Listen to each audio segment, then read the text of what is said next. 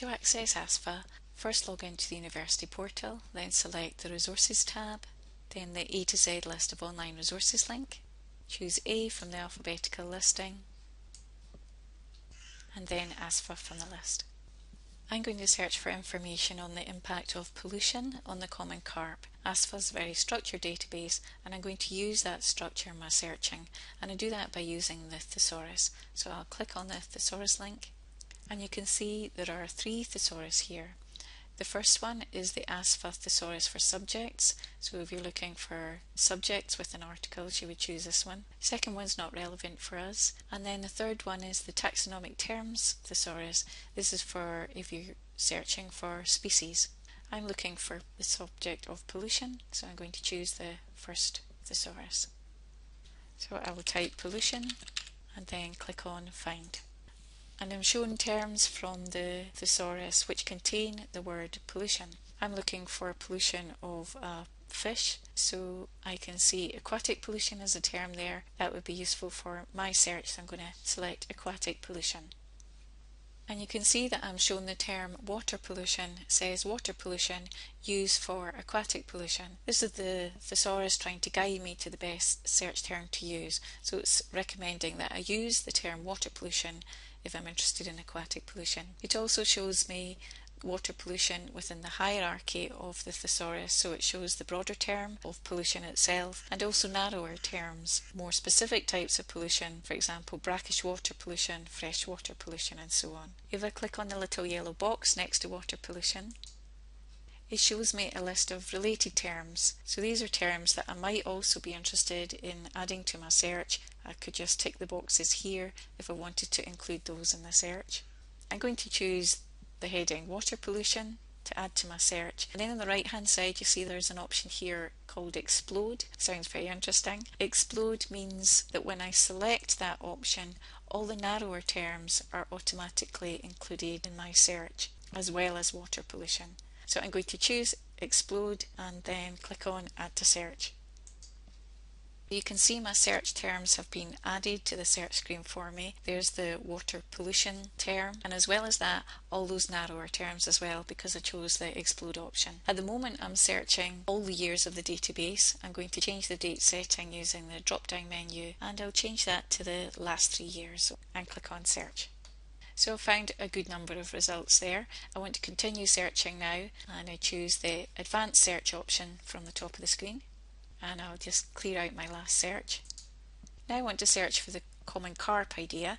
I go back into the thesaurus, and you remember I was using the subject thesaurus before, so now I want to select another thesaurus because I'm going to search for a species. I'll use the taxonomic terms thesaurus. When you're searching for a species within ASFA, you should use the Latin systematic name. So I'm going to clear out my last search and type Cyprinus carpio, the Latin name for common carp, and click on find. And there you see Cyprinus carpio. I'll select Cyprinus carpio and add this to my search.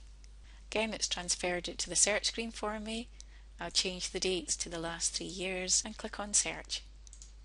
Now I want to combine those 2 searches together, and I do that from the recent searches link at the top of the screen.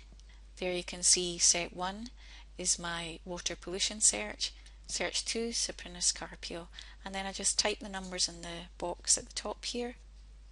So 1 and 2, I'm using and to narrow the search, combine those 2 ideas together and click on search. So I've found 70 results there. I'm just going to select the first record in the list by clicking on the title. You can see the reference details at the top of the record, then the abstract or summary of the article. At the foot of the record are all the indexing terms, so these are all the terms that have come from the thesaurus. So you can see here the freshwater pollution term, that came from a water pollution search, and then also Cyprinus carpio in the taxonomic terms. So that's how I found a record. The database doesn't contain the full text, simply the brief details of the articles. If you want to check if the library has access to full text, you can choose the Check Web Page button.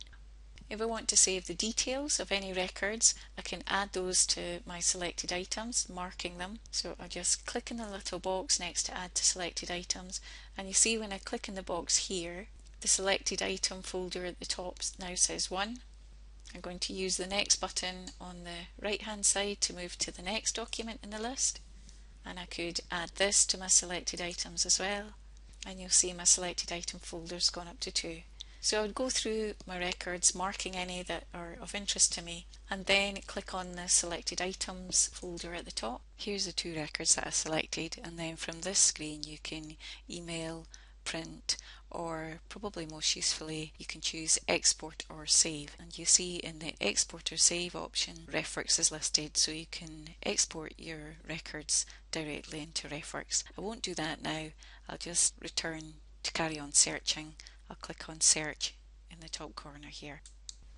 When I was searching there using the thesaurus, the articles I'll find will have the subjects from the thesaurus as one of the main topics in the article. If I want to make sure that I find every brief mention of a subject, then I would use keyword searching and the search strategy principles. Or if I have a very new topic, it might not be in the thesaurus, or a very niche topic, then I would use keyword searching. So I'm going to do that now. I'll just clear out my last search.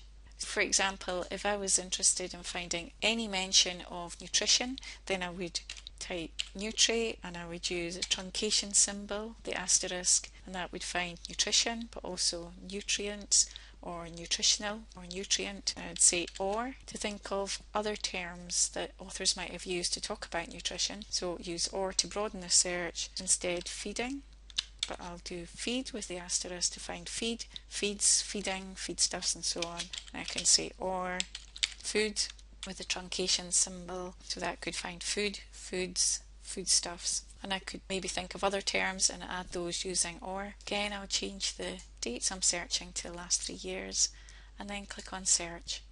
This finds a large number of results. Because I've not been using the thesaurus, I'm finding brief mentions of those words anywhere in the ASFA record. So I would normally want to combine that type of search maybe with some searches I've carried out in the thesaurus or other keyword searches.